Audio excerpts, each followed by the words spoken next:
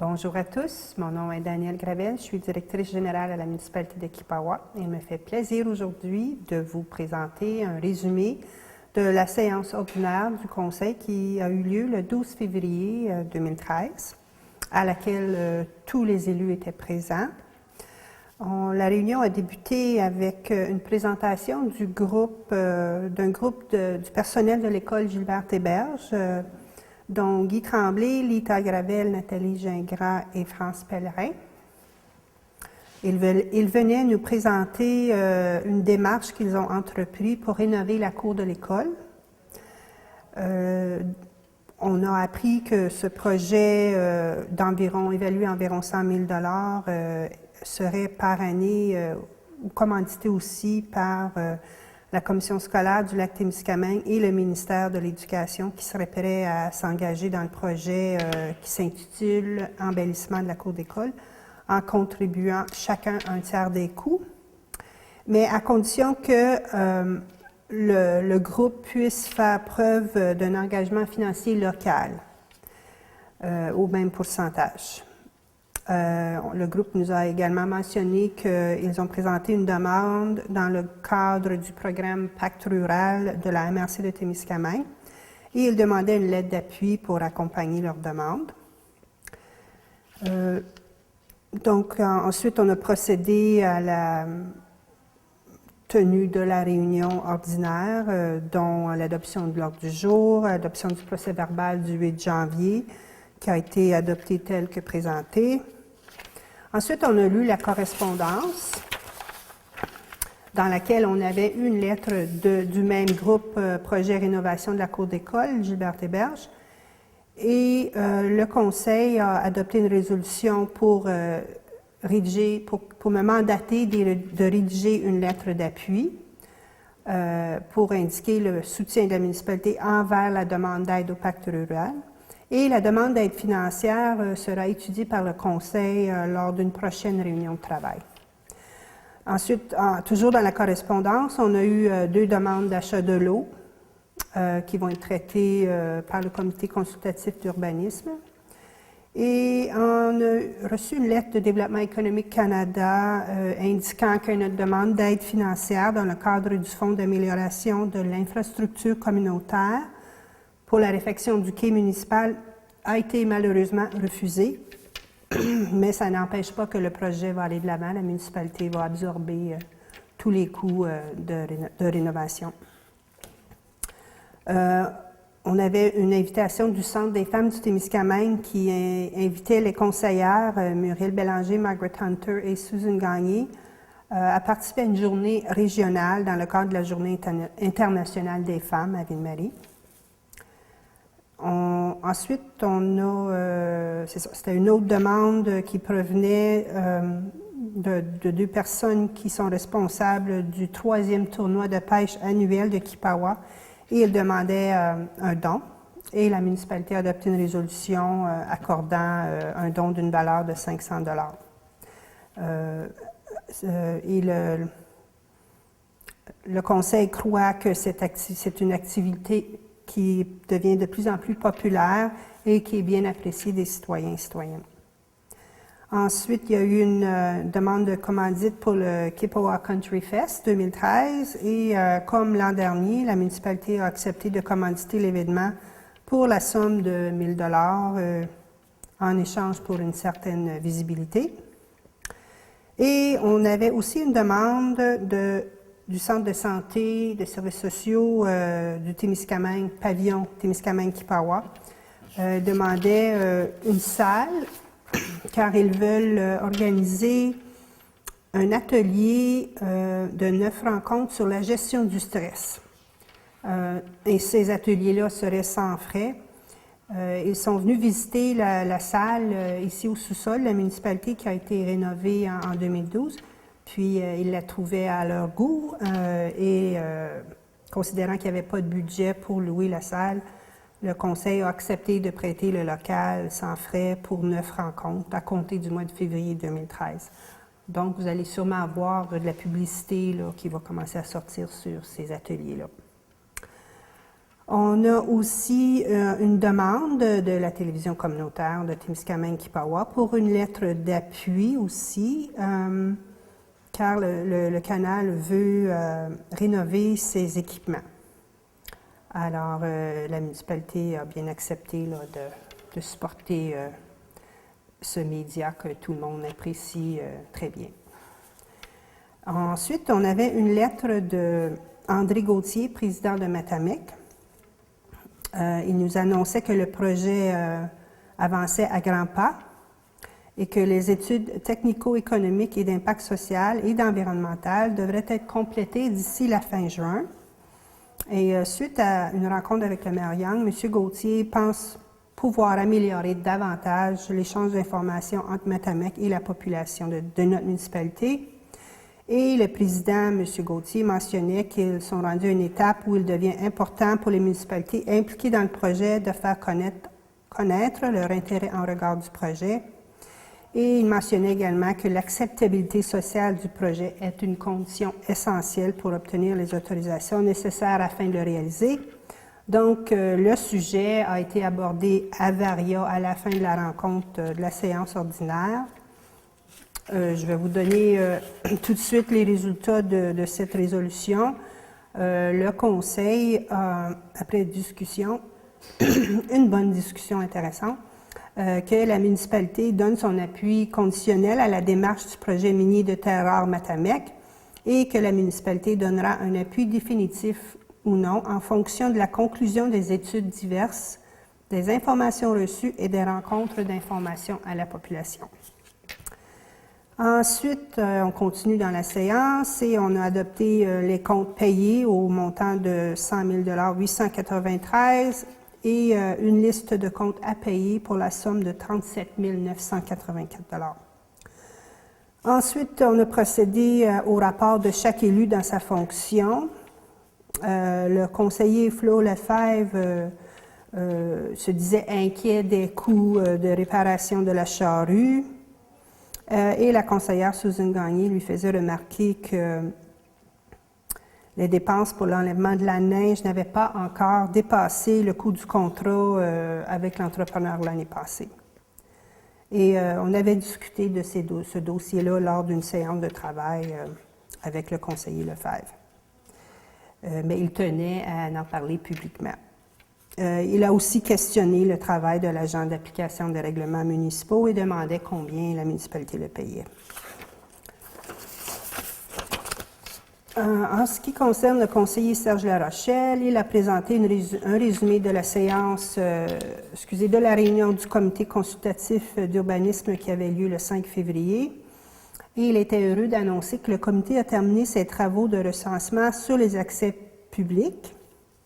Et ils ont, suite aux recommandations du comité, la résolution suivante a été adoptée unanimement. Donc, la résolution qui est comme une politique sur les accès publics, en résumé, dit que les accès ne seront pas vendus, jamais vendus, et qu'ils seront considérés soit comme accès public ou espace vert.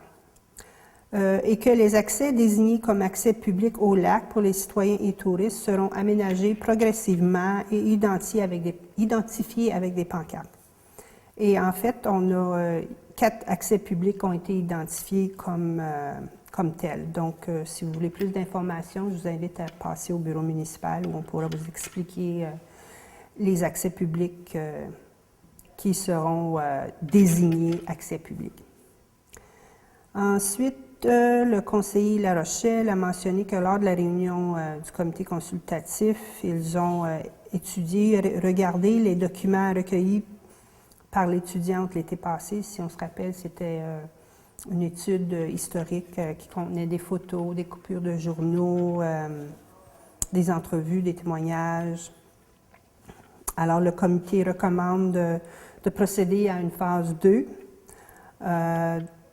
Donc, la municipalité va présenter une demande d'aide financière dans le cadre du programme Emploi d'été Canada 2013. Ensuite, le conseiller Larochelle annonçait que des pancartes de signalisation pour la baie Jabon sont prêtes et seront installées au printemps. Et les membres du comité se questionnaient sur le suivi du projet d'inventaire au BVT.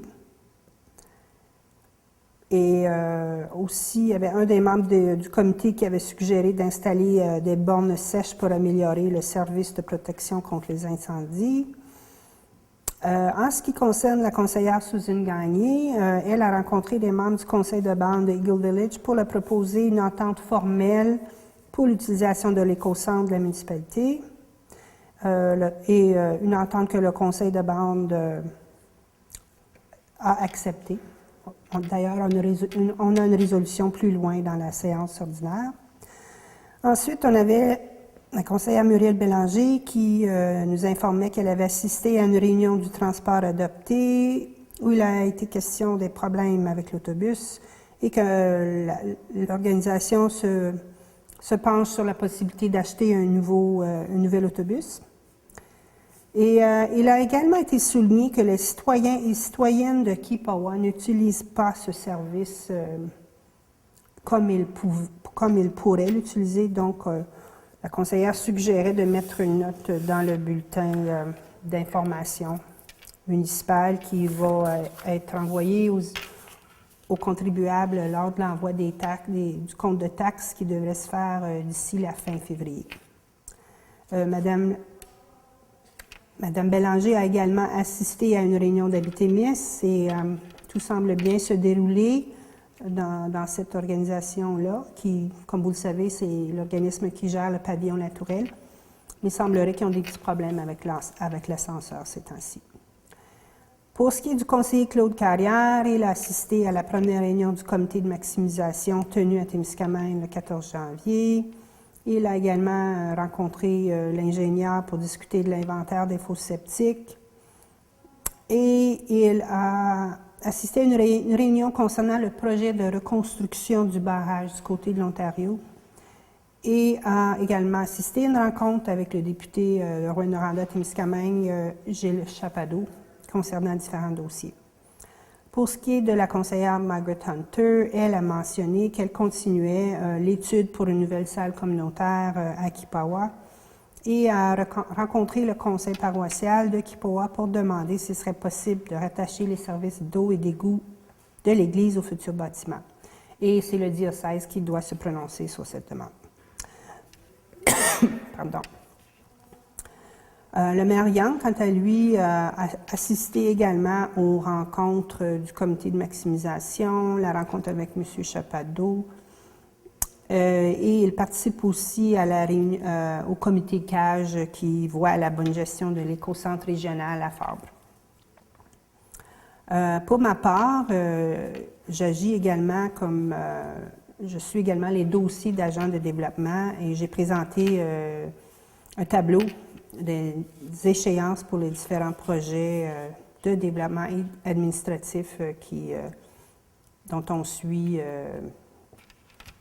au courant du mois de février et mars.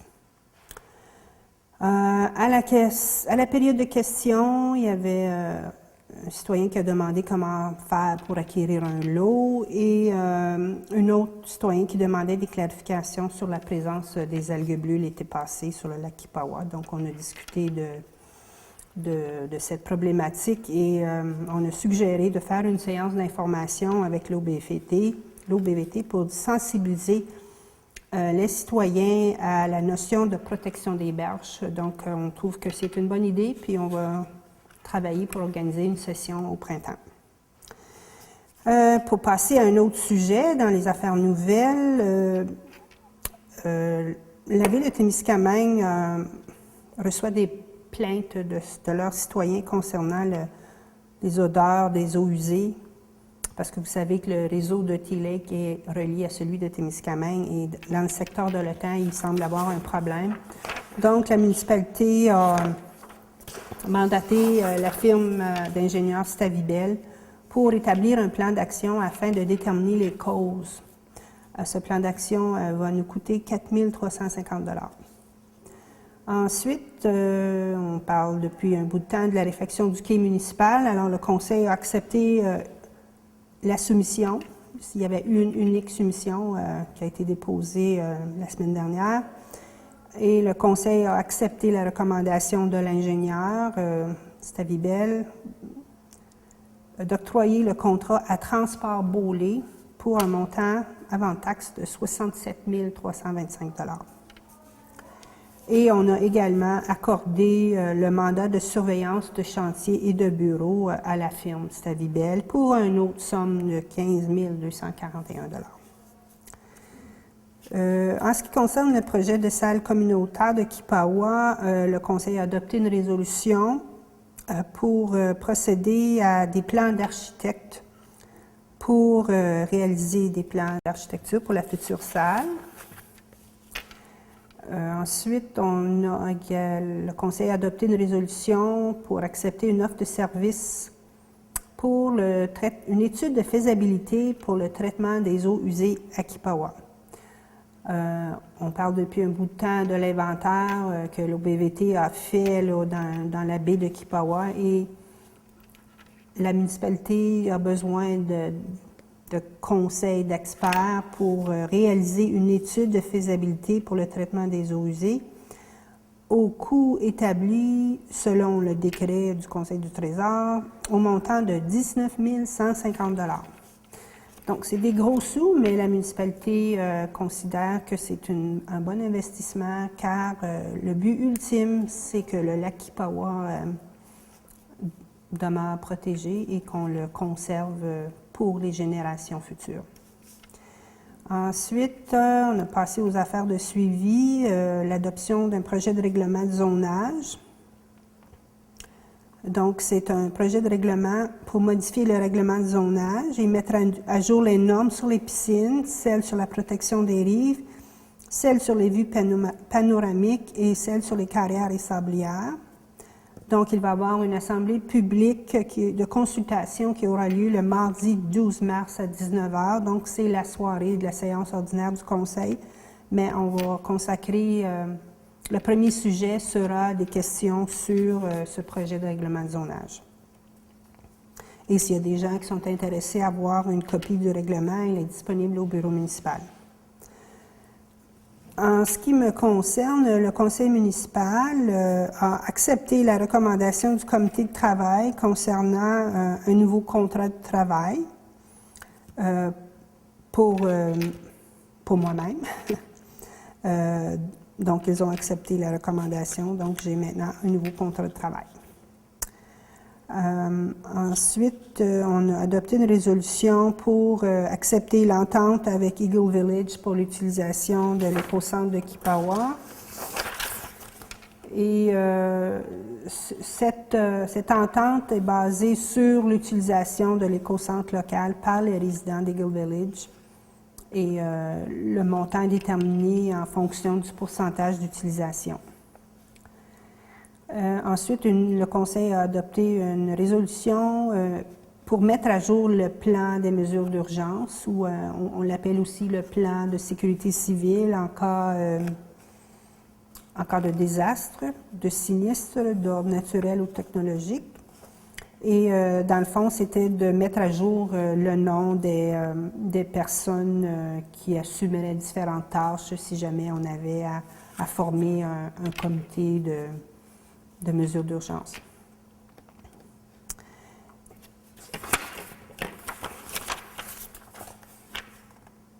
Et en résumé, il y a un dernier point.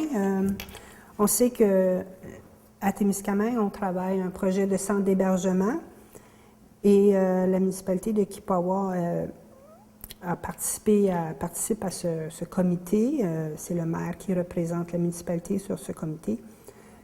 Et il est important maintenant de déterminer les besoins des citoyens et on va envoyer un sondage à tous les citoyens de Kipawa pour connaître les besoins des logements pour les aînés dans l'avenir. Donc, vous allez recevoir ça dans votre courrier postal et on vous invite de porter une attention particulière parce que c'est très important pour planifier l'avenir